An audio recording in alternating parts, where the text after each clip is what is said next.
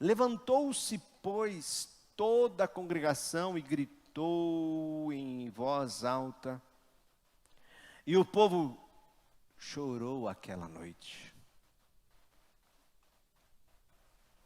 Todos os filhos de Israel murmuraram contra Moisés, contra Arão, e toda a congregação lhes disse: tomara tivéssemos morrido na terra do Egito, ou mesmo neste deserto.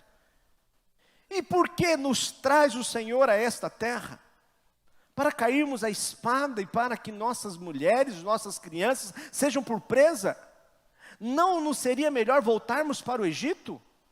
E diziam uns aos outros: levantemos um capitão e voltemos para o Egito. Então Moisés e Arão caíram sobre o rosto perante a congregação dos filhos de Israel, Josué, filho de Nun, e Calebe, filho de Jefoné, dentre os quais os que espiaram a terra, rasgaram as suas vestes, e falaram a toda a congregação dos filhos de Israel, dizendo: a terra pelo meio da qual passamos a espiar é terra muitíssima boa. Se o Senhor se agradar de nós, então nos fará entrar nesta terra e nos-la dará. Terra que mana leite e mel. Verso 9, vamos juntos, igreja? Tão somente...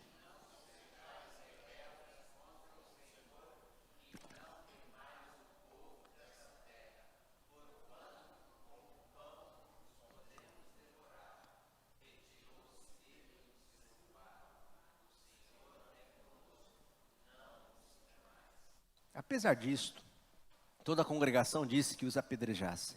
Porém a glória do Senhor apareceu na tenda da congregação a todos os filhos de Israel. Disse o Senhor a Moisés: até quando me provocará este povo, e até quando não crerá em mim, a despeito de todos os sinais que fiz no meio deles?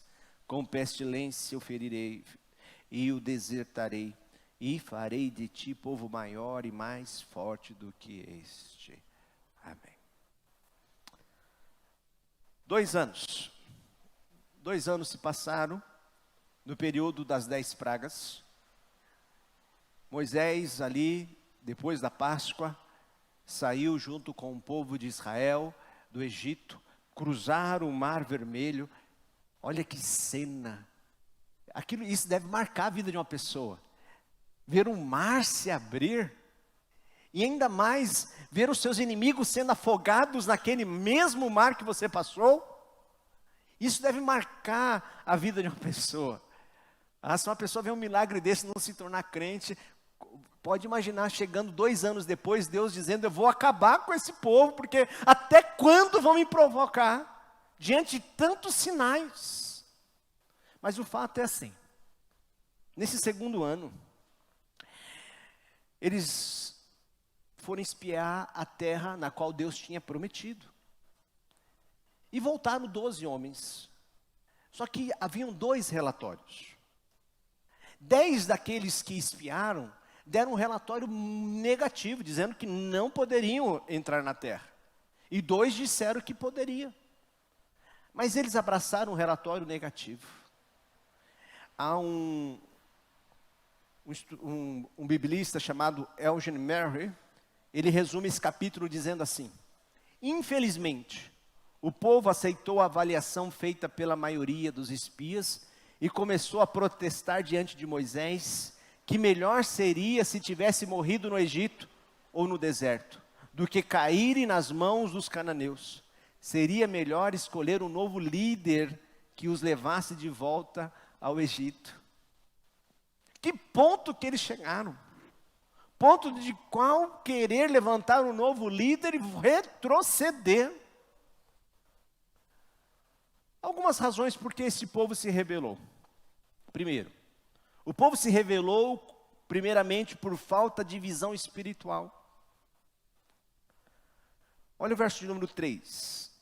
E por que nos traz o Senhor a esta terra? E aí termina dizendo: não nos seria melhor voltarmos para o Egito? Eles perderam a visão espiritual. Eles perderam totalmente a visão de Deus sobre a propósito de Deus sobre a sua vida. entre a terra prometida, de onde eles saíram e aonde havia uma jornada que eles deveriam percorrer.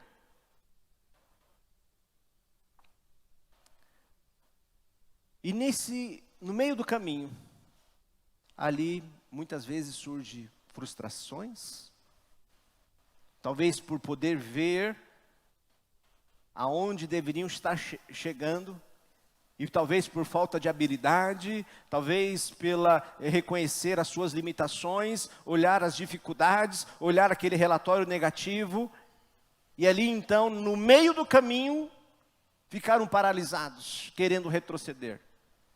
E ali então, frustrados, chorando, e muitas vezes podemos pensar aqui em situações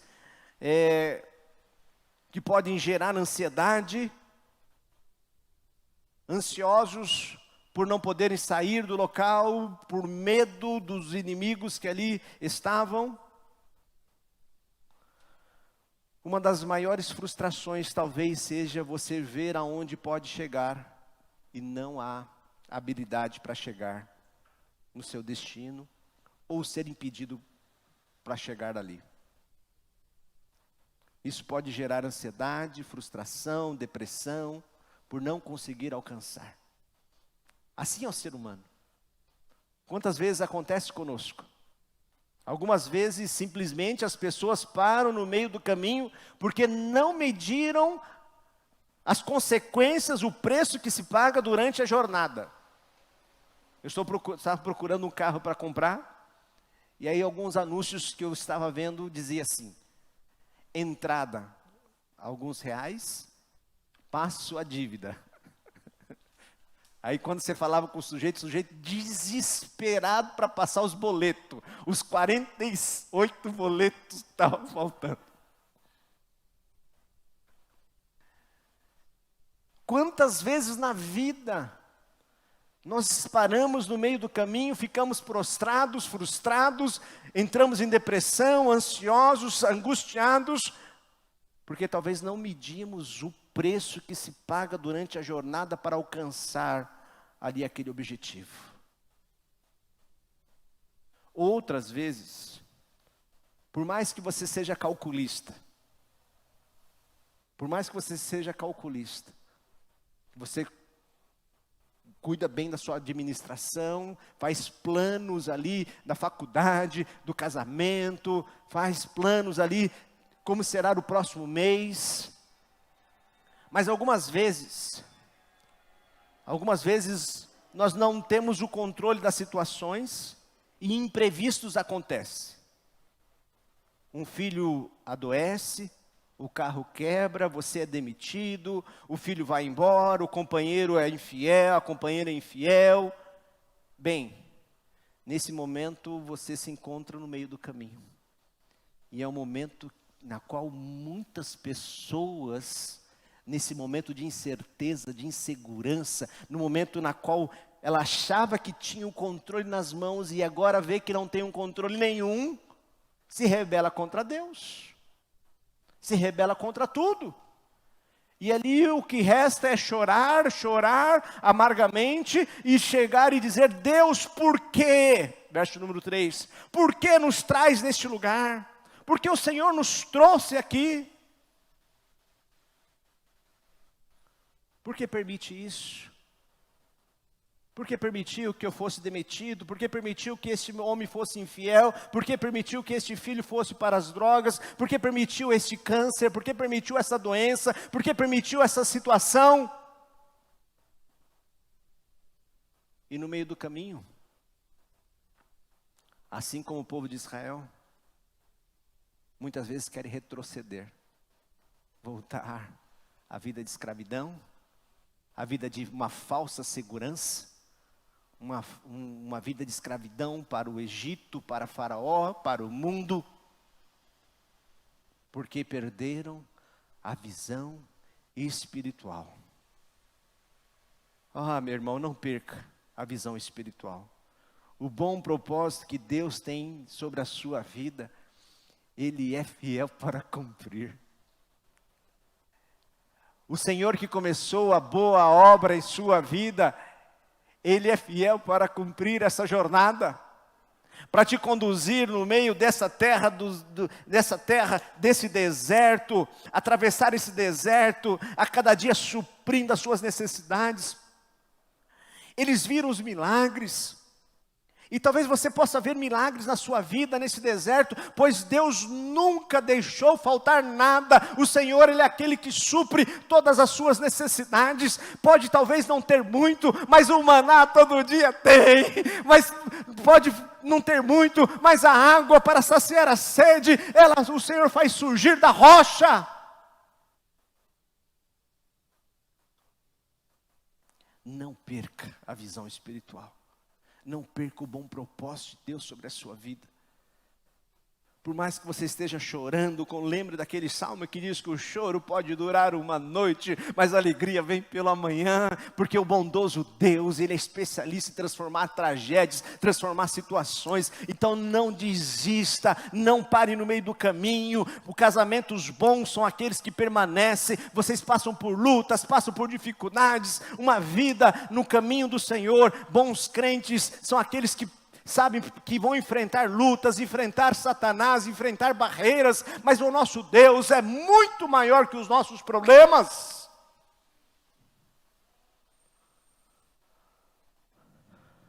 Segunda Coríntios 5:7, Paulo diz assim, vamos juntos? Visto que andamos, mais uma vez, visto e não. É verdade, tem muitas coisas que nós não temos controle. Tem muitas coisas. Os inimigos são mais fortes, há um povo mais forte, há uma multidão ali naquela terra, mas é uma terra que mana leite e mel. É uma terra boa, e é a terra que Deus prometeu. Então, se você olha para as circunstâncias, se você olha para as suas limitações, é provável que você vai ter medo, vai ficar paralisado. Mas quando você levanta os seus olhos para o autor e consumador da sua fé, você sabe que Ele pode todas as coisas, pois quando Ele age, quem pode impedir? Então vivemos por fé e não por vista. Não paremos no meio do caminho. Não fiquemos murmurando na rebeldia de querer voltar para trás, por mais que esteja difícil, por mais que a luta, a batalha esteja acontecendo. Ei, não desista, o Jeová Jireh está contigo, o Jeová Nissim, a sua bandeira está contigo, o leão da tribo de Judá está contigo. Então não pare, não desista. Efésios capítulo 2, capítulo 3, verso 20, Paulo diz que aquele que é, vamos juntos? Aquele que é capaz de fazer infinitamente mais do que tudo que pedimos ou pensamos, de acordo com o seu poder que atua em nós. E esse poder que atua em nós, atua por meio da fé. É crer. É confiar, é saber que sim, por mais difícil que esteja, não vou morrer nesse meio desse deserto, no meio do caminho, eu vou seguir os propósitos de Deus, o plano do Senhor, que seja feita a vontade dEle sobre a minha vida. Em segundo lugar, o povo se rebelou contra Deus por ter dado ouvido às pessoas erradas. Alguém pode dizer, mas eram 10, estavam dizendo o contrário, era só 2 pessoas, a maioria então dos espias, a maioria ali do relatório, estava dizendo que nós não iríamos conseguir entrar. Cuidado com a maioria, nem sempre a maioria, né, como diz aquele ditado, a voz do povo é a voz, isso aí, não vá nisso. Não vá. 2 Tessalonicenses 3:2, Paulo diz assim, orem também. Vamos juntos? orem também para que sejam libertos dos homens perversos e maus, pois a fé não é de todos. Nem todos vão enxergar como o crente enxerga. Nem todos vão conseguir ver aquilo que você consegue ver por meio da fé. A maioria ali estava querendo voltar. Porque a maioria ali tinha perdido a sua fé, a visão espiritual, tinha perdido o bom propósito do Senhor. Não estavam crendo na promessa que Deus tinha feito. Nós somos crentes, sim ou não? E crentes vivem de promessa. A promessa do Salvador, promessa de uma terra que mana leite e mel, promessa de um Deus que está conosco todos os dias. E nós somos crentes, pois nós sabemos que pela fé somos salvos, sabemos que por meio da fé alcançamos a salvação, que é gratuita em Cristo Jesus, porque pela fé sabemos que aquele macho, aquele homem, aquela mulher que saiu do Egito, não é mais o mesmo homem, a mesma mulher, porque em Cristo Jesus somos nova criatura. Pela fé. Mas nem todos vivem pela fé. Então cuidado. Cuidado com quem você tem ouvido. Os comentários. Em terceiro lugar, eles aceitaram uma avaliação pessimista. Tinham esquecido da promessa feita a Abraão. No capítulo anterior, nós já vimos isso quando nós passamos pelo capítulo 13, o verso 31, diz assim: porém os homens que com ele tinham subido disseram: não poderemos subir contra aquele povo, porque é mais forte do que nós. Esse era o sentimento, este era o espírito daquele tempo. Aquelas pessoas estavam dizendo: nós não poderemos, há uma crise nesse país, há uma crise política, uma crise moral, as empresas estão fechando, há uma crise econômica, e sempre haverá. Mas o homem e a mulher de Deus vivem por fé e não por vista. O relatório de Caleb e Josué, aqui no capítulo 14, olha o verso de número 7. E eles falaram então a toda a congregação, dizendo: a terra pelo qual passamos a espiar é terra muitíssima boa. Ei, preste atenção, muitíssima boa. Muitíssima boa. Muitíssima boa. Deus tem o melhor para os teus servos. Deus tem prazer em abençoar o justo. Nosso Deus é um Deus abundante. Ei, preste atenção. A terra na qual passamos a espiar é uma terra muitíssima boa. Muitíssima boa. Se o Senhor se agradar de nós, então nos fará entrar nessa terra e nos dará terra que mana leite e mel. Verso de número 9, ele conclui, ele diz assim: tão somente não sejais rebeldes contra o Senhor e não temais o povo dessa terra, porquanto como pão os podemos devorar. Como pão podemos devorar. Eu não sei quantos de vocês pode pensar, né? Pegar um pedaço de pão. Como pão podemos devorar.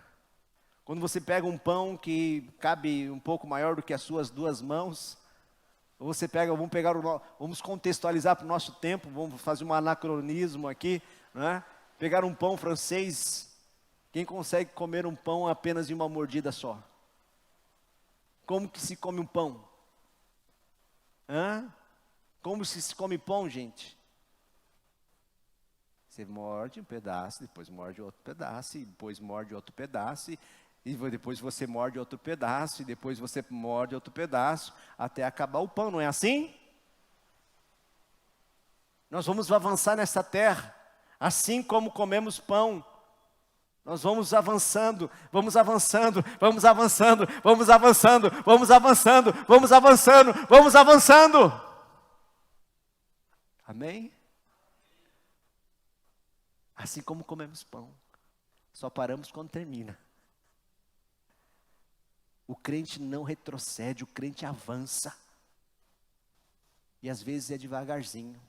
Uma mordidinha, outra mordidinha, é um passo, outro passo, um passo, outro passo, um passo, outro passo, um passo, outro passo.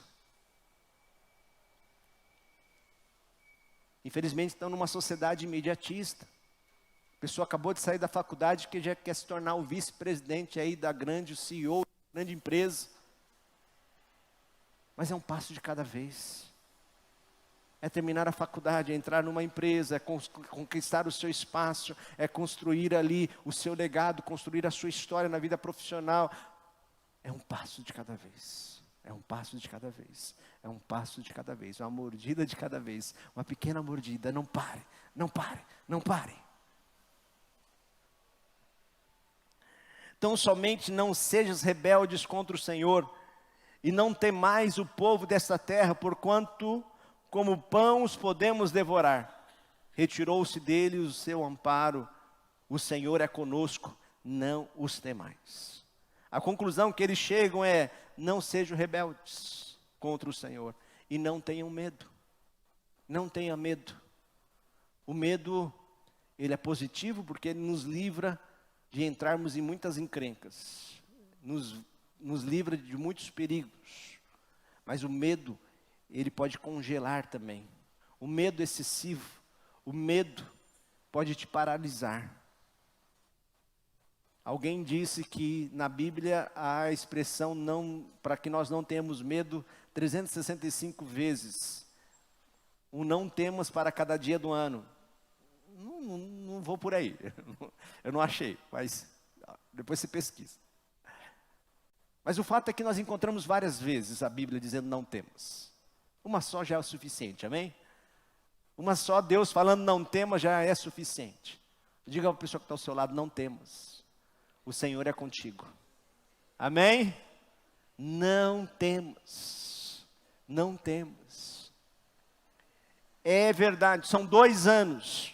Saímos do Egito, nesse segundo ano aqui no deserto, estamos nos preparando para entrar numa terra nova, num lugar novo, onde tem pessoas diferentes, é uma situação diferente, na qual nós vivíamos no passado, é tudo novo.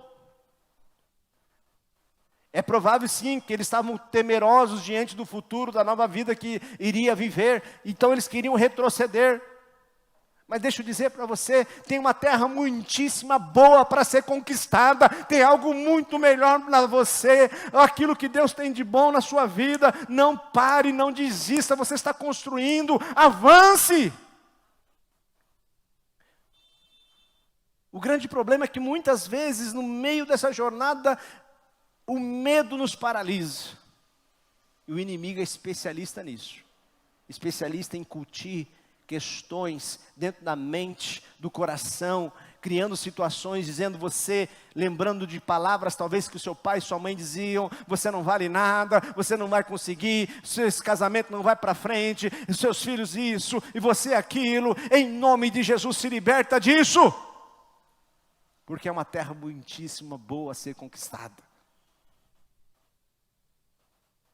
Não pare, não temas, não temas. E não seja rebelde. Não seja rebelde contra o Senhor. A rebeldia é pecar contra Deus de propósito. Rebeldia é pecar contra Deus de propósito, com intenção de desobedecer. A rebeldia é escolher o pecado conhecendo o que é certo. Alguns pecados são cometidos por falta de conhecimento, mas a pessoa rebelde sabe que está agindo contra a vontade de Deus. A rebeldia é uma afronta direta a Deus, rejeitando sua autoridade.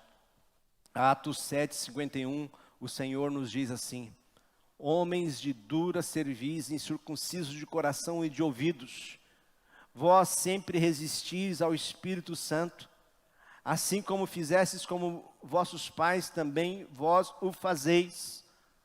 Há homens, Atos 7:51, homens duros, rebeldes de coração, de ouvidos, que resistem ao Espírito Santo, estão resistentes. A maior forma de rebeldia é conhecer a verdade do Evangelho, mas rejeitar a Jesus como seu Senhor e Salvador. Se hoje você está ouvindo essa palavra, não rejeite a Jesus. Não rejeite.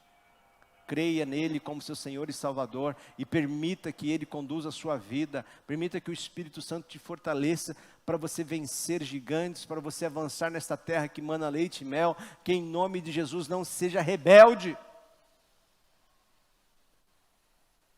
Quem se rebela contra Deus perde comunhão com Ele. O pecado separa de Deus, quem rejeita Deus fica sem Ele. Aquele que se rebela contra Deus terá problemas. Jeremias 2:29, 2:19 vai dizer assim. Na nova linguagem, por favor. 2:19, isso. A sua própria maldade o castigará. E você será condenado porque me abandonou. Você vai aprender de uma vez como é ruim e amargo abandonar a mim, o Senhor, seu Deus, e deixar de me temer. Eu sou o Senhor, o Deus Todo-Poderoso, estou falando. Então aqueles que abandonam a Deus, que se rebelam contra Deus, haverá um juízo contra a sua vida. Quem se rebela contra Deus causa confusão. Para as pessoas que estão à sua volta, o rebelde causa muitos problemas. O rebelde também muitas vezes desvia outros. Ei, vamos lá, vamos levantar um novo líder, vamos voltar para o Egito. E ali estavam muitos chorando aquela noite, murmurando contra Deus e questionando por que nos traz aqui o Senhor. Se você está sendo rebelde, está sofrendo e fazendo pessoas sofrerem por causa disso, não permaneça em seu pecado, arrependa-se. Atos 17:30, Lucas escreve dizendo assim, no passado. Vamos juntos? No passado, Deus não levou em conta esta ignorância, mas agora Ele manda que todas as pessoas, em todos os lugares, se arrependam dos seus pecados. Uma sugestão, você pode até negar. É uma sugestão. Vai para a direita, vai para a esquerda, vai para frente, vai para trás. Mas um mandamento, uma ordem, é uma ordem. Temos que obedecer. Deus diz, manda que todas as pessoas em todos os lugares se arrependam dos seus pecados. Arrependam-se dos seus pecados. É uma ordem dada por Deus. Eu não sei por onde você tem andado. Não sei em qual fase da sua vida, nessa sua jornada de fé, na sua caminhada. Talvez você se encontre paralisado por causa da rebeldia. Pensando em voltar para o Egito. Que nesta noite, arrependa-se. Arrependa-se do seu pecado. Arrependa-se. Volte-se para o Senhor. Volte-se para Deus. Quem recebe uma sugestão tem a opção de acatá-la ou rejeitá-la. No caso de uma ordem, não há opção. Obedecemos ou desobedecemos. Talvez você esteja resistente em voltar-se para Deus, achando que por causa de tantas bobagens que você cometeu, Deus não lhe receberia de volta. O Evangelho nos ensina que Deus é amor e Ele te ama. João 3, verso de número 16, o evangelista nos diz, vamos juntos? Porque Deus amou o mundo de tal maneira que deu seu Filho unigênito, para que todo que nele crê não pereça, mas tenha vida eterna. Nesse mesmo capítulo, no verso 36, ele diz assim, por isso, quem crê no Filho tem a vida eterna. O que todavia se mantém rebelde contra o Filho, não verá a vida, mas sobre ele permanece a ira de Deus. Qual vai ser a sua decisão hoje? Naquele momento, Deus, então, por meio da sua glória, se manifestou no meio daquele povo, porque o povo estava decidido a apedrejar Moisés, a Josué, a Arão, a Calebe, e levantar um novo líder e voltarem para trás. Há sempre pessoas que vão te chamar para voltar para o meio do mundo, para o Egito. Mas nesta noite, arrependa-se dos seus pecados. Exercite a sua fé. Confie no bondoso Deus, pois Ele é fiel e justo para completar a boa obra que começou na sua vida. Pastor, Ele vai me receber, eu fiz tanta bobagem, eu pequei, eu andei por lugares assim. Deus te ama. E se você se arrepender, voltar-se para Ele, Jesus diz que aquele que vem a mim, de maneira nenhuma eu lançarei fora. Então nesta noite, noite de arrependimento, noite de voltar-se a andar com o Senhor, feche seus olhos, pergunte para o Senhor, há algo que você precisa se arrepender? Algum pecado, algum temor,